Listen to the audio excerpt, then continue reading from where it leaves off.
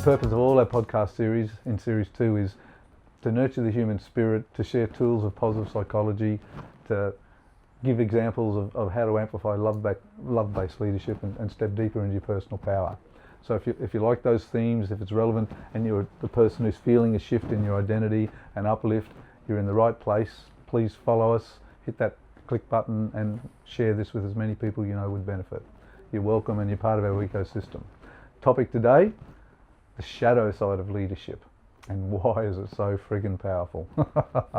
We talk all through the social conditioning that drives us, the poor role models we see on social media, the capacity of the mind to self-delude is a big part of our conversation. So Paul, thank you for your time and expertise as always, brother. Welcome back. Tricks of our ego might be a nice starting point about the shadow. What do you make of why is our ego so tricky? Maybe even what is ego for some people? What are we talking about? Why is the ego so tricky? For a lot of us, ego drives us. So ego gives you a driver, it gives you confidence, it gives you a little bit of separation from the identity that you kind of keep hidden. Allows you to be someone else, like an alter ego in a certain way. What we don't understand is this, in our psyche, this is very connected, right? We could see it as two individual selves. There is the ego as a part of who is us, but for a lot of people, they're inexplicably linked. You mean their entire identity is ego and they're not in touch with their deeper inner soul and wisdom? Exactly. Yeah, okay. And sometimes the ego would even demand of some people they deny that there's any other capacity of knowing. Exactly. That the only worldview and way of showing up is predefined by their ego, their particular experiences, their limited belief patterns. Or is that how you see it? I do. I think that it's a separate thing, but if we give it power, it will take over. Yeah. It's like a cancer on the body in a sense, right? Yep. Now I see this a little bit differently. It's Peter has probably a more clinical view of it, but I remember going to a clairvoyant, probably like 10 years ago, and they actually said you could use a little bit more ego, and I think what they meant was you could use a little bit more self-confidence. You've pulled back too far. Right. Okay. So yeah, there are a lot of layers to this, so maybe we'll start by just talking about what does shadow side of leadership look like when it gets out of control, right? And we've talked a lot about in previous episodes positional power as a leader, and this distinction of positional power and personal power, which I might redefine a little bit in a moment. And what we're really saying, our belief in high caliber leadership and our experiences and observation of many clients and workplace settings we go in and out of, both forms of leadership power are valuable. Properly used positional power is valuable and worthwhile. Properly amplified and developed personal power is useful and worthwhile, and works best when it's integrated with the position, right? So when the modern Western world becomes out of kilter and out of alignment, and in increasingly more frequent patterning over the last few decades, we've seen positional power getting reified. Like positional power says things to people like, I'm superior, you're inferior. I'm the designated leader with the titles and the credentials and the access to resources and the privilege of support and the private car parks and the private access to elite meetings, etc., and your purpose, a junior in my hierarchy, is to pander to the needs of me in my high... Yeah, to serve me. Yeah, my highfalutin position. And so that, in our view, mine at least, is a shadow side of leadership. Yeah. It's the ego has become so dominant that person who holds those positional advantages has become lacking in empathy, compassion, and in some ways respect for the dignity and authority and authenticity of another worthwhile human, even if that individual is very junior in the positional power of that workplace and maybe holds no positional power. They're still a person of substance and worth in terms of their personal power, which is where the ego can get confused, right? Yeah, I think ego can be defined a little bit in the workplace as though this effort was my doing versus this effort was our doing. Yeah. You know, do you know who I am? Like, who are you to judge me? Yes. Right? These things, like the tricks of the ego is that I'm the exception, I'm different, I'm special. Yeah. Right? It's not my fault, it's everyone else's fault. So as the leader, you know, I instructed you to do this, you didn't do it, that's your fault, I bear no responsibility. Right? I'll be happy only when this happens. Yeah. Yeah. I deserve this over we deserve this or you deserve this. And also, like, it's a they don't understand me. If only they got to know me and understood me, right? That's an internal dialogue that is all ego. It's like, because the counter to these things are, well, if I show myself, people will know who I am. If I'm honest and authentic, then people will recognize that, you know. Which is amplifying your personal power, not relying on your position to influence others. And there's a subtlety to it, because proper used positional power. So someone who has access to the resources as in their CEO role, and has probably done years of professional training, development, self-reflection, and the sense of done the yards to earn those privileges, if you like. Then if they've done the inner work as well, they're a superb integrated leader. They're using the benefit of positional power with humility, respect, grace, empathy, compassion for others, and presumably they're able to model co-creating solutions for the highest good of all concerned, which is the pinnacle of leadership. But the ego doesn't like that. The ego wants my needs trump yours, and in often we'll see in modern leadership. Poor behaviour, the shadow side of leadership means my needs matter, yours do not. My desires trump everybody else's, and screw the consequences and harm. Yeah, and a great example of that, if you look in the workplace, is, you know, if a junior employee came and gave you a great idea, and you were able to capitalise on that idea, and it came off, and you received some praise either from the market, your peers, or your superiors. Like, who would you attribute that to? The idea of the person, or would you claim ownership over it? Would you claim ownership as if it's your idea, of if it's your doing, this is your employee, this is your team? You know, I think collectively there we versus individually. Collectively as a we do this, we do these things, we show up, we put the effort in. But your point's right in terms of we can't abandon positional power just because we want to live in our personal power, right? So at some point, sometimes tough decisions have to be made. Because tough decisions have to be made, or responsibility has to be bared, doesn't mean that that's an ego thing. Okay, true. That's right. So we can separate the two. Respectfully exercising authority and power, preferably with a intention of loving kindness, to override or discipline someone because of a consequence, that's appropriate and necessary. Yeah, right? And so if we take this outside of the office for 1 second, and we're at after work drinks on a Friday, and you might see that person and they're acting quite cocky, and like how many women are attracted to cocky guys because it's the confidence that they come with. There's something special, they elevate themselves. So there is confidence in knowing who you are and standing out and being a beacon. I think we see that in great leaders, in non-egotistical leaders. We see confidence and people drawn to them. And when they go into a room, you know that they're there, they fill the room with their presence. That's not particularly cockiness. No, that can be charismatic energy, right? Exactly. Grounded, centered, balanced. And so there's a clear difference. in your intention and purpose. And so if the gap is being filled through non-truths, meaning that the cocky guy at the bar that's about to buy you a drink and talk you up, if that lack of if there's a lack of character that they're filling with, say, alcohol or whatever to give them the confidence, Yep.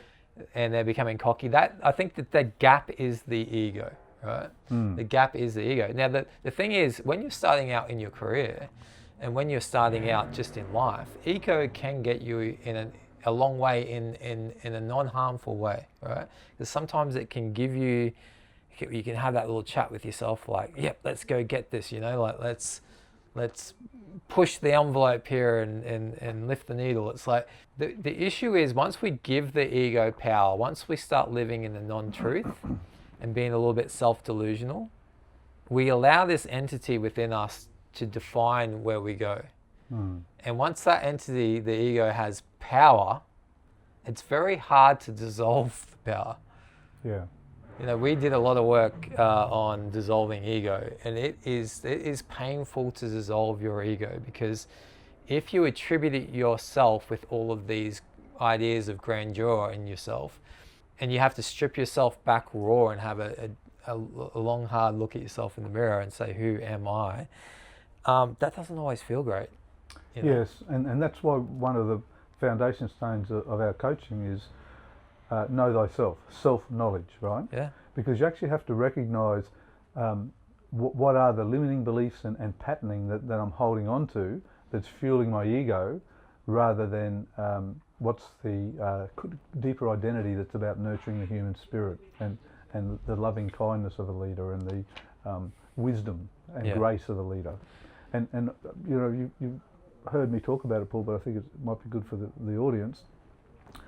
When we look at the performance pyramid, the physical routines, the emotional routines, the intellectual routines, and the spiritual routines, and patterning and embodying that, at that intellectual level, it's often helpful to talk about mental models, right? The mental model of how should I show up in work, home and family settings? What's the energy I choose, hopefully I choose, to be bringing into this situation, right? And through poor role modelling, we see a lot of poor role modelling in traditional social media, and it's fueled by the ego, and look at me, I'm better and special and more attractive and richer and stronger than everyone else around here, and that's why I've got this great social media presence. That's not helpful role modelling at all. No. So what I want to distill out is, if you don't have this, if you're not investing in amplifying your self-knowledge and awareness, you'll run on autopilot with mental models of the world and who you are in it that are very limiting and are aspects of the shadow side of the ego. And I think it might be useful if I just quote some examples, right? And I think I referenced some of these in an earlier podcast as well. In the modern Western working world, there's about 10 core irrational beliefs that are fairly prevalent. And it's not as if an individual goes around saying this out loud, and it's not as if many individuals are consciously aware of it. But we need the self-knowledge to recognise how and why it might have been conditioned into our way of behaving in our leadership roles, or in our family dynamics for that matter, because it's creating a ripple effect of harm on others. Not intentionally perhaps, but it is harmful, and it's certainly limiting and harming me if I'm holding that mental model limiting belief without even being aware of it, right? And so some of the beliefs that fuel... Can we just pause there? Because you might be hearing this sort of for the first time, is that yes, you've programmed mental models that you operate off. Right now, every human being is acting somewhat on autopilot based on their mental models. These have been programmed early on in our life. Other people around us help us to build those mental models. We're not conscious of it until we like if someone in their early 20s is conscious about their mental models, they've done a lot of work to get to the point of consciousness. Which is great.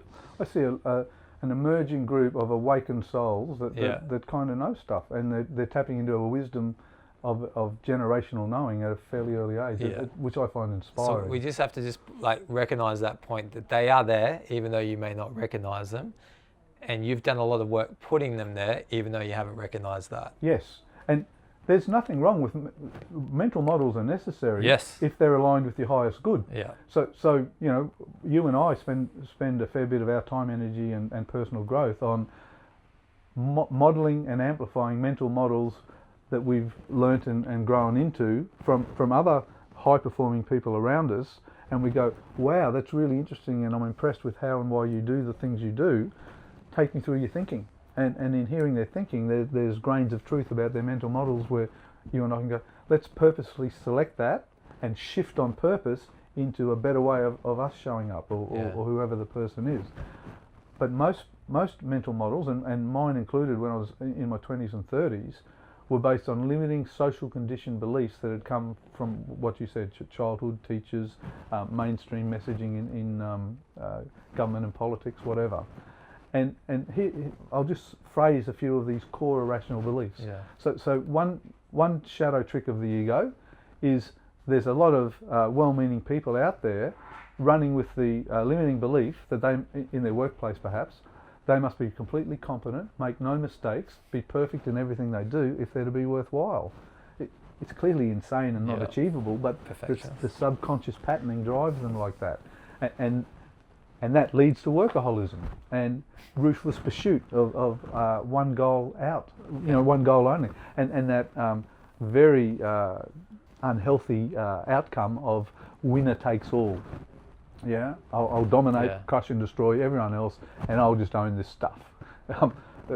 In some ways, that's the story of the tech giants, isn't it? Yeah, the world revolves around them, and it's just my ego that's driving my desire to take everything, and damn the consequences for anyone else. As a business leader, I am ruthless, and here's what I'll do. But as an individual, here's how I feel about the world, and it's a rose here.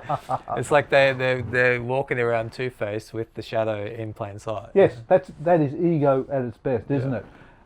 What's the best way for ego? And you and I were referencing evil in one of our previous podcasts.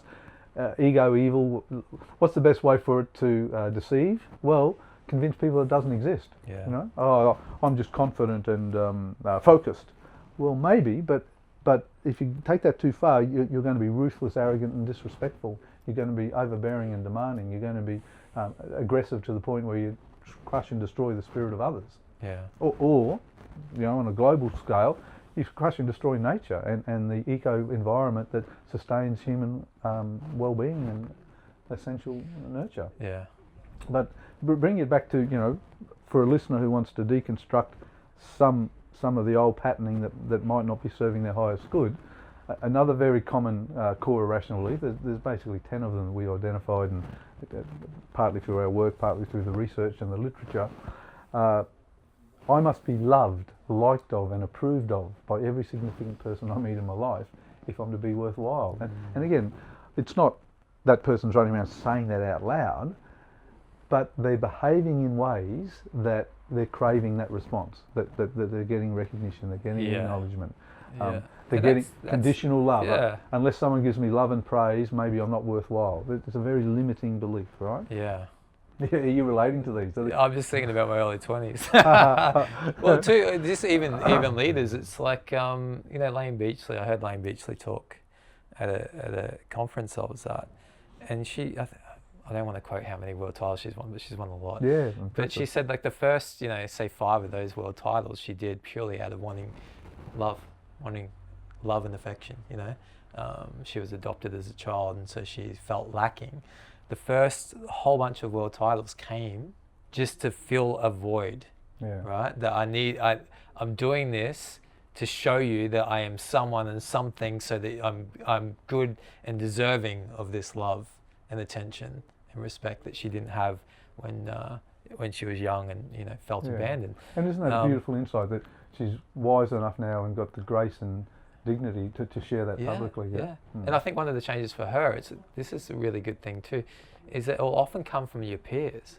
So Kelly Slater is, a peer to her. They've won all these world championships. She has a conversation with Kelly because competition, in its core, you're out there to compete to win, right? So competition can bring out an ego in athletes. She had this conversation with Kelly Slater about sort of ego in competition and how he had changed his outlook on it and fallen back into the love of the sport, which is a much preferable energy, right? Yeah. And how often do you hear that, whether it's in business or whatever? It's like You start with this passionate, this love, and it turns into something else based in competition, brings out a side of you don't like, but is actually causing you to somewhat succeed in it, which is threatening. Yes. And then it's like we get to a point where I'm not the person I want to be right now. Yeah. And your peers can help realign you. And it doesn't have to be a complete downfall and crash to do that. Correct. But yeah, no, completely agree. It's an incremental shift and adjustment, isn't it? Yeah. Become aware and you of kind it. of want it to be. You want it to be that way. Yeah. But you need to bring it into awareness. Yeah. Yeah. And sometimes that's other people's feedback. Even what might seem criticism that's coming from someone, if that person is positioned from loving kindness towards you and has a reasonable insight and awareness of who you are, still look for the grain of truth. You know, there might be 3 or 4 things they're projecting onto me that are really their issues, but is there a grain of truth in what they're saying? They say the truth hurts. Well, yeah. That's, you know, the journey of life is 1,000 steps, meaning, you know, next step. There's in my years of experience, and you know, it's a priceless gift to have been well paid to learn from thousands and thousands of clients what's working in their life, what's not working, right?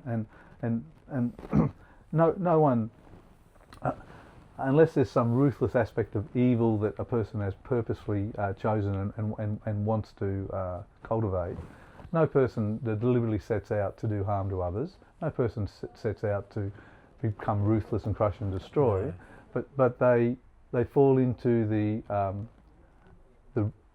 patterning of life that demands that of them in a way where they think that's my only path available. Right? And to extreme of that, to an extreme point of that, I had a series of conversations with a former gang member about this specifically, because here they are, they grew up in that lifestyle, their parents were in that lifestyle, cousins, uncles, everyone's in this lifestyle, and they found themselves doing these things, very harmful things to other people in society. And we had this moment where I said, along this journey, because obviously you're getting money, you're getting social rewards for the ego-driven You're getting behaviour. respect. People in the community are looking at you a certain way, even though it might be fearful. You're getting influence. Exactly. And so I said, along the way of this journey for you, you must have felt something deep inside that this was wrong. Yes. That when you were doing this was wrong. And to his credit, he agreed. He said, for a long time, I had a pain in me because there was a misalignment, right? And his ego was driving. I mean, he was telling me about trips that they would do over to Bali and this and that. And you could see that the ego was coming out. It was like it was showing everyone. I mean, that is the epitome of it, showing everyone how good am I, and you know, the identity takes on this external sort of, it's facade, everything. Right? It's this facade, yeah. And it's funny. It's like, even though he was doing the wrong thing, even though he was driven from the wrong reasons, and he became successful in what that life was, deep down he knew that there was misalignment. So how do you know when your ego is getting out of control? Often other people will tell you first. Yes. You know, you see people starting to abandon you because you've become, you know, a bit of an arsehole. But you're also saying, if you stop, soften, and listen deeply enough, your inner voice will be saying to you, there's a better way, or there's a deep sadness and regret to what I've done, the harm I've created. Yeah. And so I think it'd be worthwhile too for us at some point during this conversation to talk about, because we know people are incredibly driven that want to even look at things materialistic. So, you know, we both know someone that wants a $200 million yacht in the Mediterranean, right? And so the greater question would be, if you're sitting there and you feel like you're driven, there's some financial goal or reward you want, can you do that without ego? Can you do that in more wholesome sense, in a wholesome way? Of course you can. That's the journey of taking others with you, co-creating outcomes. Exactly. Conversations of alignment, powerful ecosystems. And I think, you know, the basic instincts of a human being is love-based, right? So why then, in decades of life growing up, why do a lot of us default to ego-driven aspects of fear and aggression? And so why do humans default to lower level patterns? I think one of the things is as you rise in your positional power, and that could be, you know, a political power. It can be private business resource power. It can be just elevated status and public praise power. You know, the person who's the chair of a large public entity or whatever it might be, or a charitable foundation or something. The positional power and the status and resources often go with it quarantine you and remove you from the consequences at the front face coal pit, if you like, of the ripple effect on others.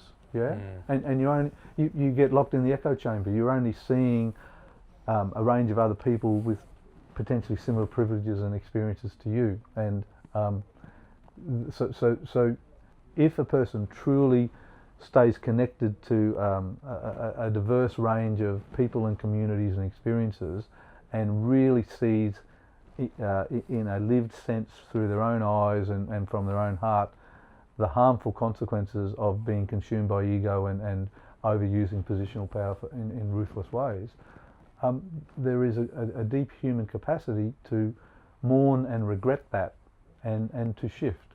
But most people aren't having those opportunities in the structured, role-based lives they're leading. Yeah. Their resources and privileges have defined them in a way where they're not connected to the broader ecosystem of humanity. There's still consequences for all of us. We are all energetically connected one way or the other. Yeah. But we maintain this mental model of separation. There are some rare pathological outliers that I think ruthlessly There are psychopaths exist. choose a black art and choose to cultivate the dark arts. It's an appalling misuse of that energy. However, 99% of humans are intrinsically hardwired to seek love. Yeah. And we need to make conditions more and more available so that side of leadership is cultivated and nurtured, as distinct from just rewarding ego-driven behaviours all the time. Yeah. Yeah, and you can do that. I mean, you've got a note there about like loving kindness, and there's a term that we use often: lead with love. Lead with love. You're constantly reminding me. And I love talking to you about it because the footnote to that, words like loving kindness, empathy, compassion, which require great personal inner power to cultivate and emanate, right? But once you do, it has an extraordinary ripple effect on all those around it. And in our modern working world and in modern political leadership structures, that's often those capacities, loving kindness, forgiveness, empathy, compassion, they're often mislabeled as a sign of weakness. You know, what's wrong with that person? Why would they forgive their enemy? Why would they seek common ground and a conversation of alignment? Why didn't they just crush and destroy? And of course, what is the ultimate outcome of war? You polarize people. Yeah, and like just even that, crush and destroy is like, I know a lot of listeners are going to hear that and just go, "Oh, that's not me. I'm not actively setting out to crush and destroy." And okay, if we rephrase that, do you want all the market share? You know, do you want all the budget from all the teams in your business? Do you want all the budget to be in your team? You know, crush and destroy is a very strong term for something that we see a lot, which is being, I want more of the resources than you. Yeah. I want more of the advantages than you. Where I see great leaders change on this is when they lead with love and have gratitude and appreciation. And so the difference would be, and I've seen it in myself, you know, like in my early 20s, I was very ego-driven. So it was about me and my business and my name on things, and my picture going to be in the magazine, and me speaking at the conference, and it was me.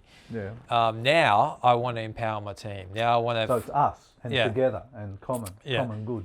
So and it can still it can still be your business, and it can still be your team, and it can still be this and that, but if Jessica walks into work and she is struggling and I can help her overcome that, and then in her overcoming that she becomes the person that she needs to be for herself and for the team, and then suddenly we start kicking goals, that's the goal. There's a point in business where they say you should sack yourself. You should only focus on what you're good at, which means that naturally you have to expand outside of you, and you have to hire other people, right? Yeah, yeah. When you hire other people in the beginning, what tends to happen for most, at least small businesses, is that your income will drop temporarily. True. We know. Okay, We've seen it.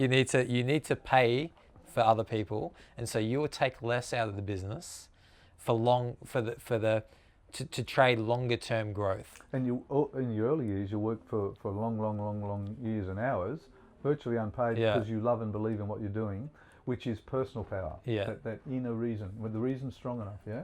And so as we build a team, as we build people around us, and as we start sacking ourselves from jobs we no longer like doing, we need someone else to fill that void.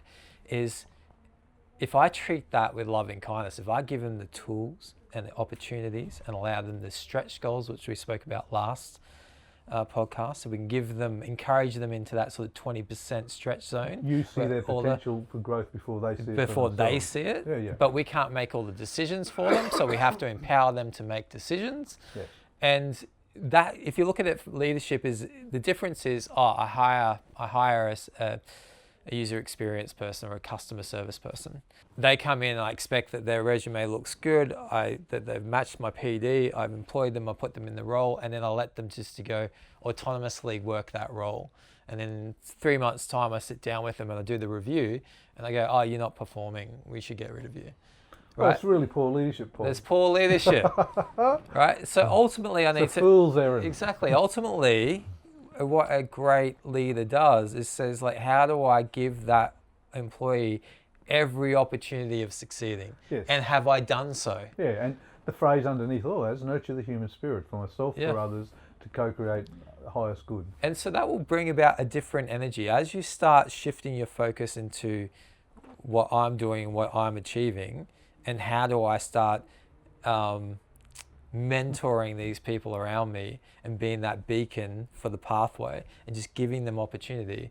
As you see someone else succeed, I love saying it all the time now, and I never said it really in my 20s, but I say to people all the time, I'm proud of you.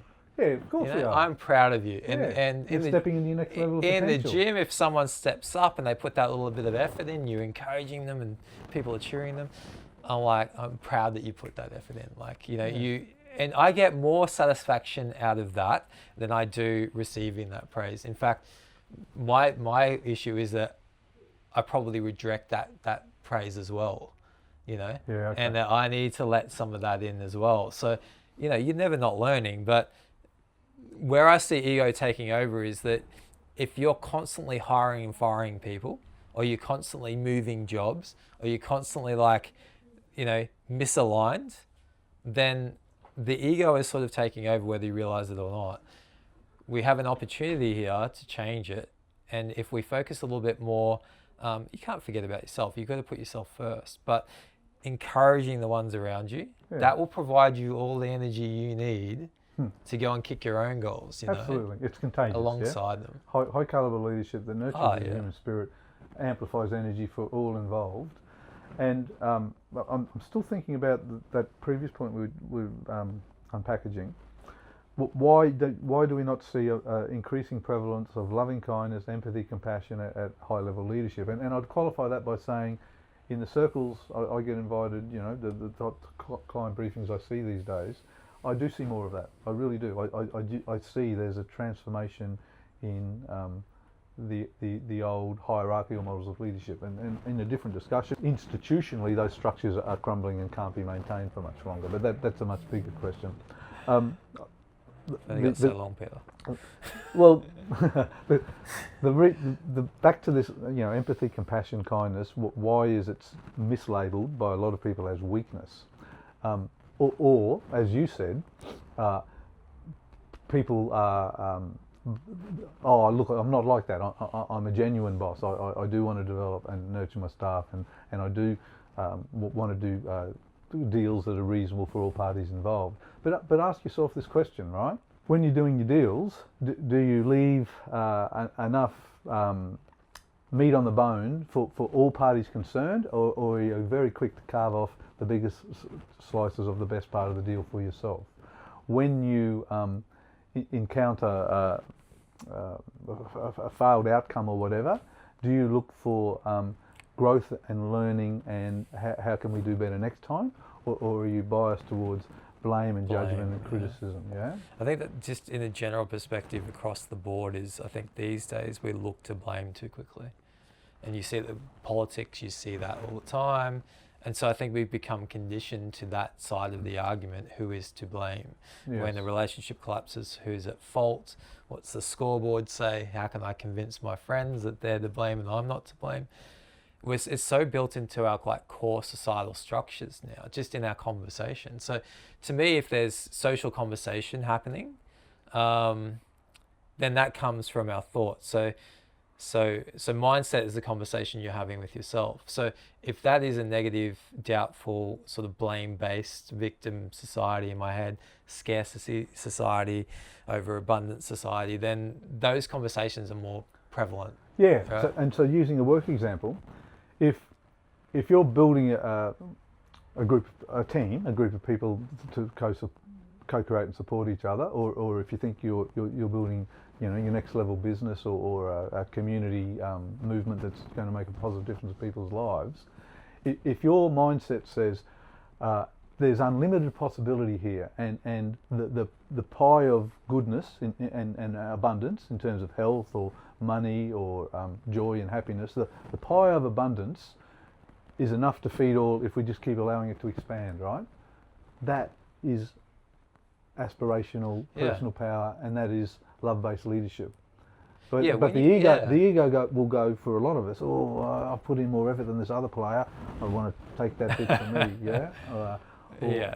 Or this person's more like me than this other person, so they're going to get well rewarded, and they'll get the minimum I'm required. Or worse, like, how do I manipulate this at the end to get more? How do I come across charming just to manipulate it so I get more? That's right. Yeah. Either wearing the suit of armour to push, repel people away and get your outcome. And I think you've probably done that too. Or hardening your heart, Paul. And not listening to the inner voice. Yeah. Doubling down on it. Hardening the heart. Yeah. Yeah. So yeah, I've done it. I've the younger version of myself, and these are great exercises. Imagine you could walk into a coffee shop, and there's two people waiting there to have a conversation with you, and one is yourself 10 years earlier, and one is yourself 20 years earlier, if you're old enough, and you've been in the workforce a couple of decades. Imagine what the working version of you would have said 20 years ago about your values, beliefs, and what you're doing, what the version of you 10 years ago would have said, and you now, with your growth and learning, if you've been doing the inner work and reflecting on choices you've made, what would your current identity like or not like about those two younger versions of you? The younger woman, the younger man who's ever doing that exercise. Because I would be really disheartened by the arrogance and driven nature of my 35-year-old self. He was a good man who cared, but he was misguided, and he didn't have the podcast world or good external coaches available to him easily. And mentorship was almost gatekeeps. Mentorship was gatekeeps. You just didn't have them. They weren't in abundance. Even the books.